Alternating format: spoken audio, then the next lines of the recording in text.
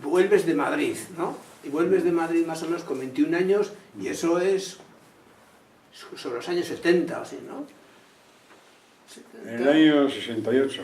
Vuelves de Madrid. En el año 68 pongo una academia para chavales, digamos, descarriados, que sacaban malas notas y yo les daba clases particulares. Y duró 2 años. Y ahí luego sacaron la carrera y tal. O sea que conseguiste. Tenía bastantes alumnos, sí. Y también me metí sin enchufe, porque fui a pedir, si me admitían, trabajo en el festival, en el año 68, en el Festival de Cortos de Bilbao.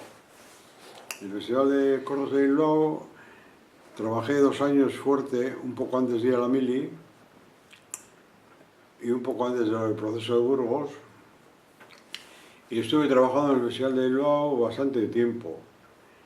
Y luego, como fue a la mili, dejé y volví en el 72 y luego volví a dejar. Porque ya la situación mía económica pues era un poco deficiente y hice oposiciones a la banca y saqué. Y me metí al Banco San Sebastián.